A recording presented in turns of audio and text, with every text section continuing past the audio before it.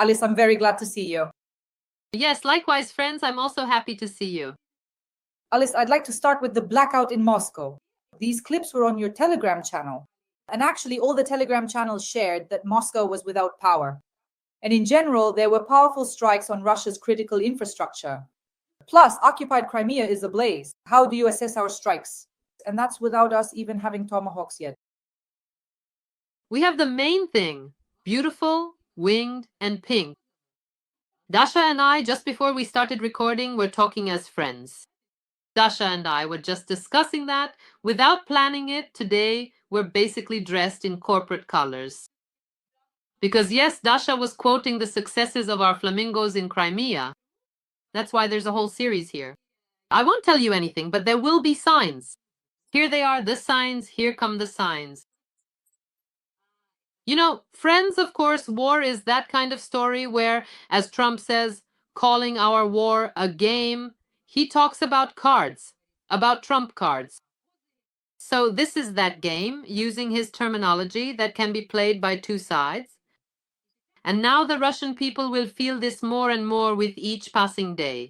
Because as long as the war hasn't come to the aggressor's territory, the aggressor will remain fairly invulnerable.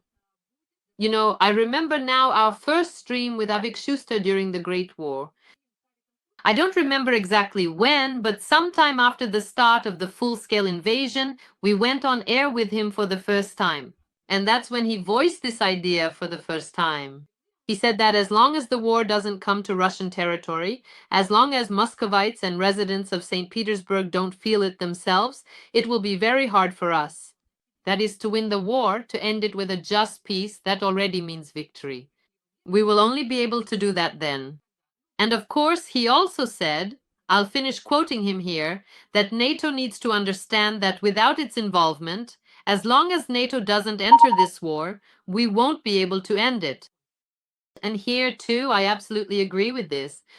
The only question is in what form to get involved. Because listen, it's not necessary for NATO to declare war on Russia, especially since Putin has long been saying that he's not fighting Ukraine, he's fighting the entire NATO bloc.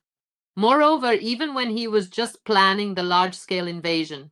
Friends, let's remember what was being said on all the Moscow propaganda channels.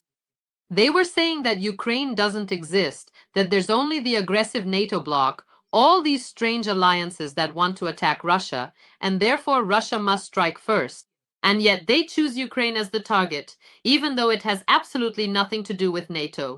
It only wanted to join, but so far NATO hasn't accepted it.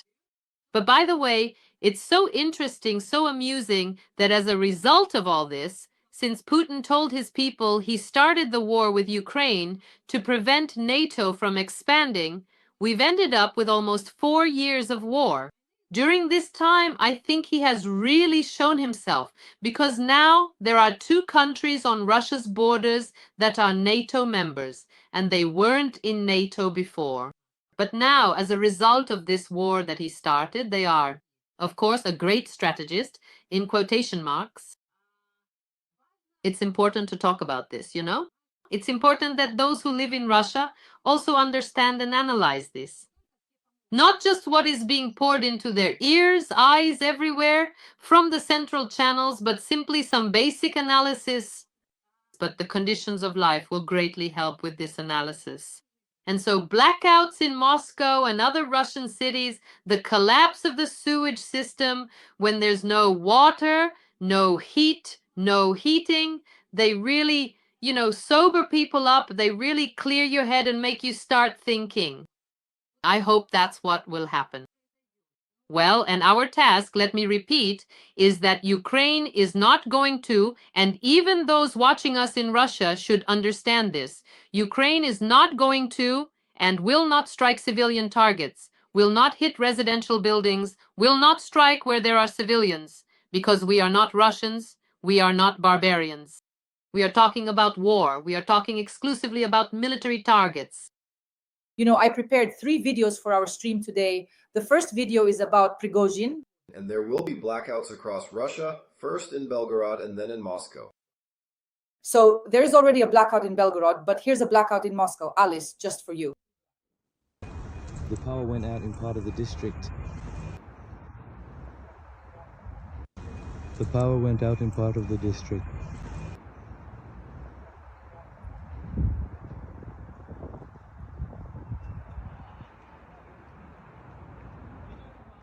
This is a blackout in Moscow. And now the third video. This is occupied Crimea. A Russian woman says there's no gasoline and she's crying. This whole situation with gasoline is really getting to me. Can I please cry just a little?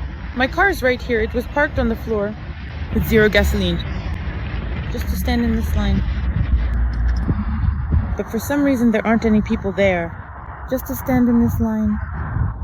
You know, just to have at least a little gasoline. And I have none at all. Zero. I don't even know how I got here.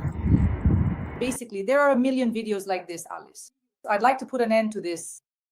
Listen, it's so interesting to watch Prigozhin now. A prophet, literally, right? Well, of course, Putin didn't appreciate him in his own country, but a prophet. And I think this isn't the first prediction by Prigozhin that has come true. It happens, a thug, a terrorist, it's all clear. But for Russia, he was a very good fit. And from time to time, he said things that were true, which is the most interesting part. Look, here's something about the blackout for you. It's coming. He talked about it, so let's recall his loud statements. This is very important right now. And we're closely watching what has come true and what is very likely to happen soon. He also said that it was Putin who started the war, not for some kind of black or Russian goals, but simply for his own personal reasons, to maintain power, for personal gain, to cover up corruption at the highest levels of Russian authority.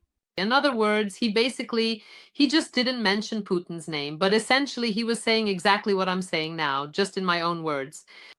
And that's a good thing that, look, this will start to become clear soon. Soon everyone will start to realize this. And he was the first to show Russians where the root of the problem lies. His march on Moscow was about that. Back then, acting purely out of his own personal feelings, driven by greed, he was heading for Moscow, but not for the Kremlin, where he really should have gone. But he was heading for... What was he after there? The General Staff, the Ministry of Defense. He wanted to go after the Ministry of Defense. Yes, he wanted to settle scores with those who had deprived him of big money.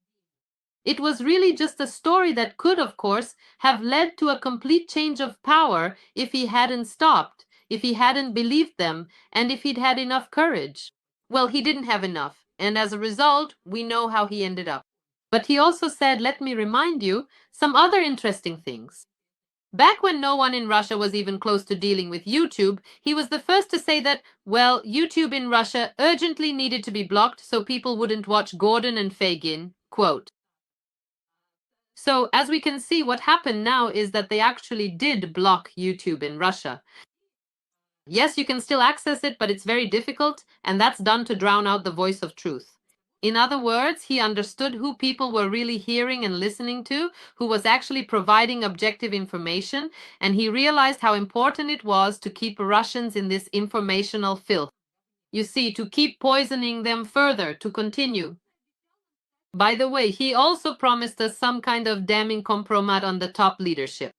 That's how he put it. And then Vladimir Seshkin, in an interview with me, friends, you can watch it all, it's on YouTube, said that the compromat he was gathering, was personally on Putin and his closest top associates.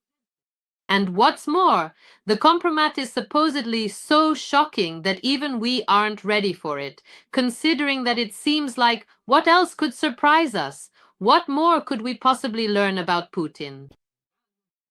What could be the most extreme thing? I'm not sure. Maybe our viewers can speculate in the comments about what could possibly be in that compromat.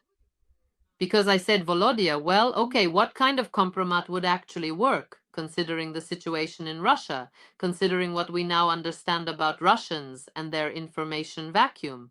And accordingly, whatever story Putin tells, well, not even him, but one of his lapdogs will come out and bark that it's all artificial intelligence, that it's all made up. Still, Asechkin said that Prigozhin's associates, those who managed to escape to the West, saved some or maybe not all of the compromat he had collected. And it was even said that he went as far as writing things down. He was writing things down starting from the moment he had his restaurant, and then when he began catering all those Kremlin, Putin-level banquets, he documented everything. Even the waiters who served these so-called Kremlin demigods, let's call them that, even the waiters had little microphones on them. I mean, we know the classic scenario, right? In many top restaurants, in many countries, especially those with traditions dating back to when the KGB was still active, in restaurants where top politicians, top officials, and top businessmen meet, there are microphones on the tables. And especially, I'm not revealing any big secrets here, I think everyone understands this, but it's still useful to say it out loud, especially in VIP rooms, which are supposed to be the most private, away from prying eyes, where people discuss delicate matters. There are microphones everywhere, and also cameras. And all this footage and audio gets leaked. It's not just that the restaurant management is recording things. No, the management does it on orders from, let's say, friends from above. So in Russia, this is absolutely commonplace, friends. It's everywhere. And of course, many people have been and are being recorded. But with Prigozhin, it was on another level. He had all his waiters equipped with spy gear. So it wasn't just microphones on the tables and so on, probably from several sources. I don't know for sure, but it's definitely interesting, very interesting. I just can't help but discuss this with you right now. It's clearly a historic event. The Nobel Peace Prize was awarded to the leader of the Venezuelan opposition, Maria Corina Machado. And it's a woman, which is really nice since you and I always bring a female perspective. Gender definitely matters. So a woman has won the Nobel Prize somewhere. And, my audience immediately writes to me, somewhere Trump is crying and will soon send us tomahawks very quickly, tomahawks together. Look, here's how Solovyov has already reacted to the tomahawks. Literally just one phrase. The Tomahawk is not a carrier of nuclear weapons. However, unlike the F-16, which can carry missiles with special warheads, the Tomahawk is already that very missile, the launch of which unequivocally, well, let's put it this way, sharply increases the likelihood. I mean, how can we know in some situation due to a number of factors? So basically, the Cuban Missile Crisis, nuclear war, let's discuss both the Nobel Prize and the Tomahawk, and of course the reaction as well. Well, look, first of all, it was to be expected, friends. What did you expect? Zhenya, it was to be expected that he didn't get it. Let's put it that way. It was to be expected that he didn't get it because, in fact, it was stated quite openly to Donald Trump by the Norwegian leadership, and by the way, this happened during a meeting with Volodymyr Zelensky, and in general by many experts, that the keys to the Nobel Peace Prize for Donald Trump are on President Zelensky's desk. As soon as Donald Trump resolves the issue of the war, achieves a just peace for Ukraine, not at Ukraine's expense, not by surrendering its interests, not by capitulating Ukraine, then immediately the Nobel Committee is ready to award him the Nobel Peace Prize. I'm not discussing right now whether this is fair or not, whether it's connected or not, although in my opinion it is very fair, because this is the biggest war currently happening in Europe, in fact in the world, that Russia is waging against Ukraine. And of course, if Donald Trump helps us with this, then as I said, we will all be writing letters, making phone calls, shouting, standing with signs, please anything at all so that he is awarded the Nobel Prize. He truly deserves it. In this regard, he really is doing a great job. And now, since as far as the war goes, we are still facing attacks on our energy infrastructure near the Verkhovna Rada, they brought in bio-toilets and water because the shelling has been terrible. Russia is raging, trying to inflict as much damage as possible, especially before winter. Another point, as I repeat, is that this is now a game for two. And now we are about to witness a very interesting event, which we don't even want to announce yet, but we will discuss them as they happen, nevertheless. So it's clear that at the moment there is no sign of peace in Ukraine. On the contrary, things are escalating. And of course, we are really counting on Donald Trump to take a number of steps, and he has already started making the right statements. Right now, we are counting on these steps. Yes, about the tomahawks. which seemed absolutely unthinkable, even just talking about tomahawks, for example, at the beginning of the large-scale invasion. Yeah, well, let's remember. No, even more so. Everyone compares Trump and Biden. Let's do that now as well. Even under Biden's administration, who supported Ukraine and helped Ukraine, though there were huge questions, and we know we've discussed all this on air with you. But under him, there was no talk of tomahawks at all. Moreover, it's not just talk, but actual decisions. Now, we hope that we're already close to that. What's more, there's insider information. We won't reveal it right now, but we're counting on it. Our missile production. It's not for nothing that we started with those beautiful flamingo birds.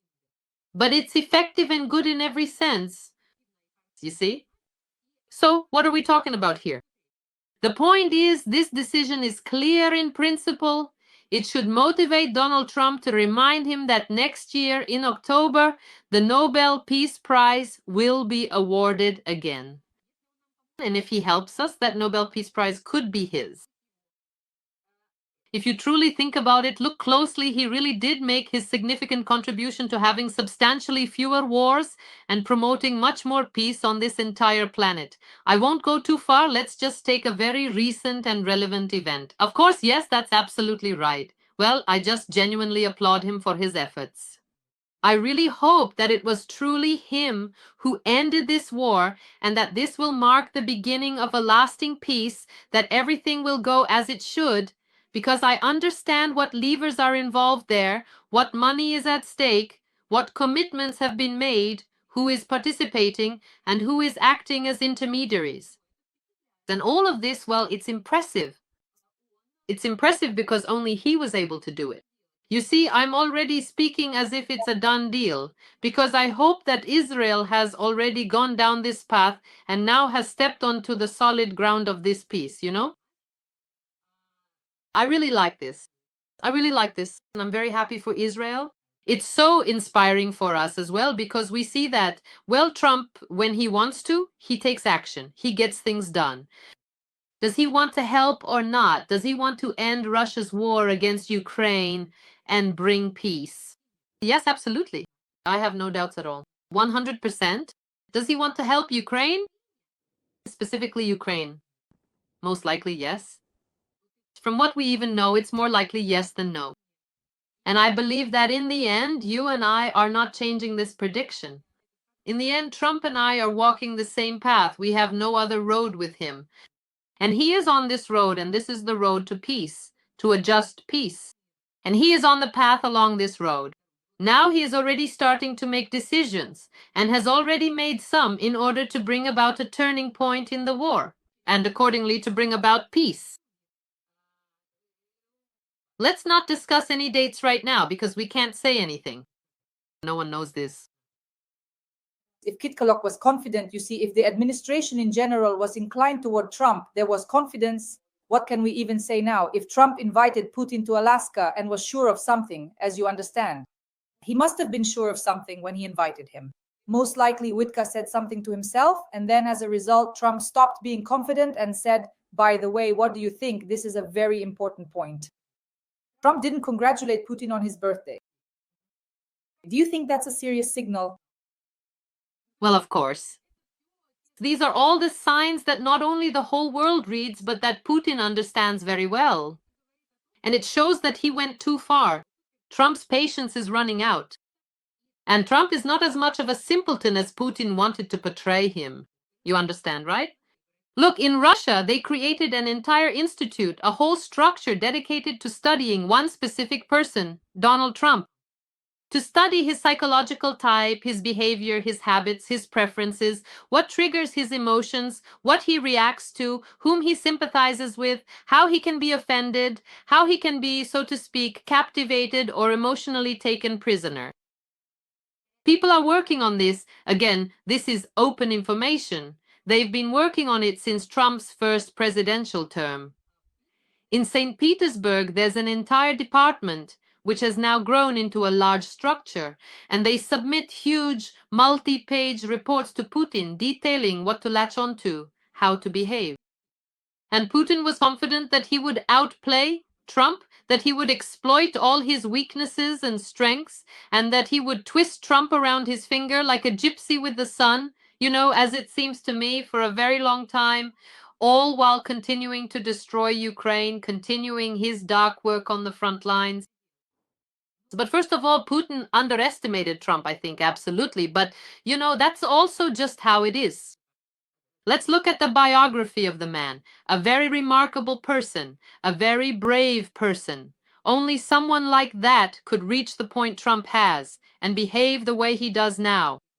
But Putin also underestimated the role of the world, the role of Volodymyr Zelensky and Ukraine, the role of the Ukrainian army, and the role of our Western allies and partners who, yes, traditionally could only express concern or very deep concern, but at some point everything changes. Everything always changes, This story, this old tune can't play forever.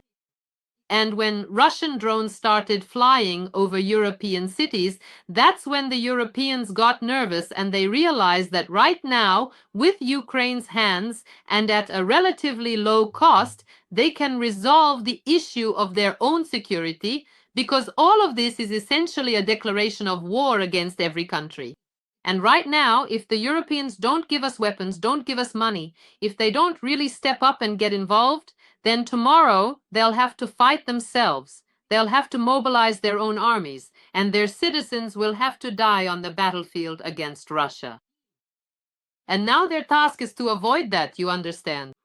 And now everyone has realized this.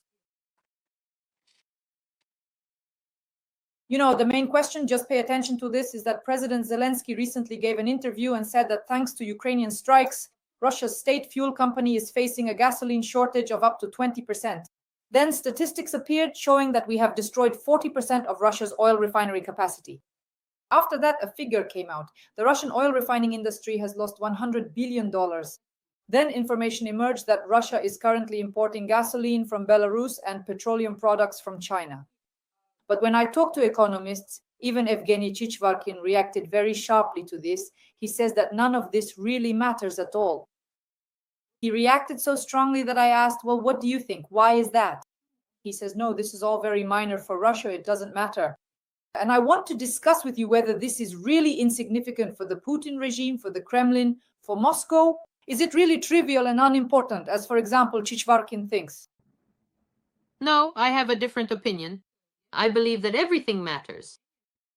And the method of 1,000 cuts has not been cancelled. Even if a cut is small, if there are 100, 200, or 2,000 of them, the victim will die from blood loss. Although it would seem if there is only one, it is completely insignificant and doesn't matter at all. But in this case, we're not talking about the victim, but about the aggressor. In other words, about how to defeat him. So I believe that the story with the oil refineries, with the gasoline shortage, is not even a small cut. It's a serious blows, a significant loss of blood for Russia. And we absolutely need to continue, and we will continue in the same spirit. And this will go on in parallel with other operations, in parallel with other strikes that Putin will receive. And he will definitely receive them. Because, when mass panic truly starts to spread among the general population, and we are already clearly seeing significant signs of this developing. But look, this particular generation that is currently standing in long lines for essential gasoline, they mostly possess their own cars, they utilize them quite frequently and consistently, and for the most significant part, they genuinely do not really remember the difficult Soviet-era lines, when there was a total and absolute shortage of practically everything. A severe deficit of goods, because for those specific people whom Vladimir Putin actually heavily relies upon, this situation is completely and utterly natural, of course, and entirely expected. Because they had nothing in their youth, everything was taken away from them in their adulthood. And now in their old age, there's no one to care for them. So nothing really changes in their lives. They've spent their whole lives in the Soviet Union, it just had a different name. But it's the same prison of nations, as they used to say, and that's what it really is. But under Putin, more than one generation has already grown up. And these people, they're not really used to this. Specifically those who use a car, an automobile for something. Plus, let's not forget, the main thing is logistics. Look, not even private individuals. Logistics, what does it mean when there's no gasoline? No gasoline means no gasoline, no way to respond to a call, no ambulance. These are people who die because doctors can't reach them. No gasoline means no logistics to deliver medicine to the pharmacy. So these are also deaths simply because the pharmacy doesn't have the most basic things. No gasoline means the firefighters can't work, they won't come and put out the fire. People will burn in fires. No gasoline means food can't be delivered to stores. All of this is because there is no gasoline, you see? That's why it creates a very strong background. It puts pressure both on the economy and on public morale. I believe this is one of the most effective methods. I agree with you 200%, 200%. Alice, let me wrap up our discussion for today. Of course, I can't help but discuss, as the week's conclusion, Putin's birthday, especially with whom and how he celebrated it. You see, it's a phenomenon. So everyone wrote that Putin celebrated his birthday among the military and in the Tsar's mausoleum. Those are the two important points. Not with Alina Kabeva, not with his children, not with his grandchildren, you see? With the military, where they all ate in a mournful atmosphere. He just sat there silent while they ate. Apparently, they didn't clink glasses there because you don't do that for the dead. And after that, the Tsar's mausoleum, so his 73rd birthday. They wrote that in the Peter and Paul Cathedral, there was a parade of helmets and epaulets. The bloody one's birthday, the formation prays, the priest swings the censer. The Kremlin pool films it, the killers nod. The altar instead of a tribunal, icons in place of a verdict like passes to the next war. This is today's parade, the service staff of war. Let's discuss this. Yes, I saw that.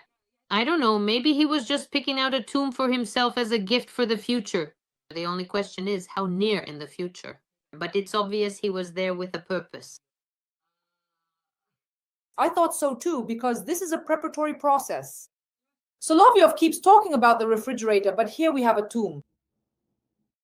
Maybe it's refrigerated too. I don't know, maybe they put something in there for him to put him to sleep. Do you understand what I mean? In fact, if you take a truly fresh and objective look and carefully observe what the current Russian state truly is today, you will quickly realize that it is basically a completely fake state. Precisely the kind described in various profound utopian and deeply unsettling dystopian books, which, when they were originally written, seemed very much like pure science fiction. And today's Russia has reached this phantasmagoria, because everything that happens there is just pure nonsense. It's this fusion of priests in FSB uniforms. In other words, it's the security services, the army, and the church, things that are basically incompatible, who are running the whole process in Russia today. Moreover, it's absolutely true. They talk a lot, and the more they talk about something, the less of it there actually is in their lives. They talk a lot about traditional values, about family, about children, and so on. At the same time, Putin, who is always saying that he's married to Russia, never shows his children. I mean, what other president in the world doesn't show his children? How is that even possible? He gives them fake last names, he plays some kind of spy games, he doesn't show his wife. You see, it's all just very strange. Why is that? So the more they talk about traditional values, all on screen, all their so-called people's representatives, officials, or senators, the more gays there are among them. So in the morning, they go on national TV channels and talk about how gay propaganda should be banned and how gays should be eradicated and beaten all over their bodies. But in the evening, they go to gay clubs and do exactly all the things they've supposedly banned. They foam at the mouth, insisting that it's very trendy and cool to live by their own traditional laws, and that the Russian world is all about pure made-in-Russia Boss shoes and kokoshniks, and that you should only use your own things like those Lada Kalina cars. And what's the name of that phone again? I forgot. The one they actually copied from China. But at the same time, they themselves wear Western brands, Italian, French, Gucci, Armani, Dolce & Gabbana. They drive German cars, you see, and their children don't dream of studying at Moscow State University, but rather dream of studying somewhere like the Sorbonne and Harvard and so on in the best places in the world. These are their double standards. This is what the state is made of. And on Putin's birthday, I remembered, actually, I didn't get a reminder. I remembered that I did an interview with Vladimir Voinovich. In 2017, we recorded a very interesting interview with him. It's on YouTube. You can watch it, friends. I consider it, well, a great joy to talk to such a person. He's a genius, like a great writer, a great prophet. I've loved his Moscow 2042 since school. I mean, he's written a lot of interesting things, but Moscow 2042 was my favorite novel of his. And I always laughed so much. But here, really, I think all our viewers who have read it, they remember that description. It was genuinely funny, so biting. He wrote it in 1986, I remind you. I was 2 years old when he wrote it, but it's coming true right now, the whole book. It's a fantastic novel, not a documentary, but it's becoming a documentary. It has become a documentary before our eyes.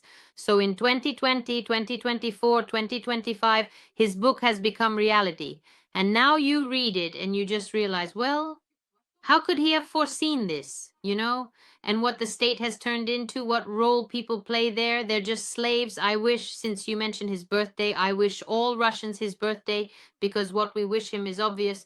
By the way, we had a kind of flash mob in the comments. Our viewers left him wishes. You can go and read them.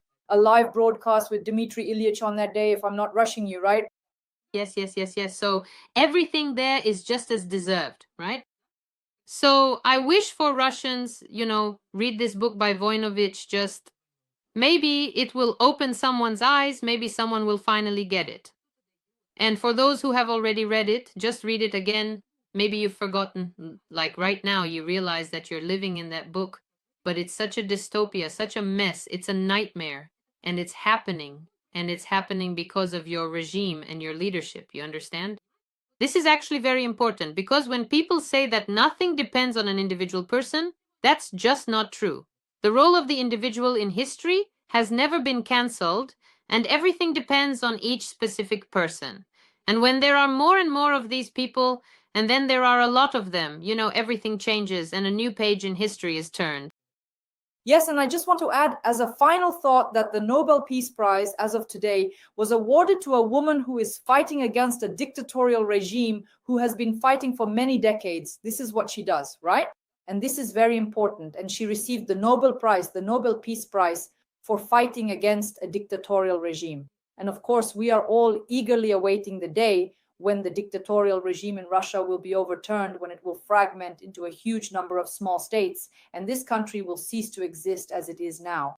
Friends, please like this video. Alice and I meet every week at the end of the weekend to discuss the key military and political events, and we always try to look at everything with a bright, positive, and optimistic outlook, because the armed forces of Ukraine are our greatest pride, and Ukraine will definitely win, but it will take time. Alisa Basman, Alisa, thank you so much, and see you next week. Thank you, Dasha. Thank you, friends, and see you soon.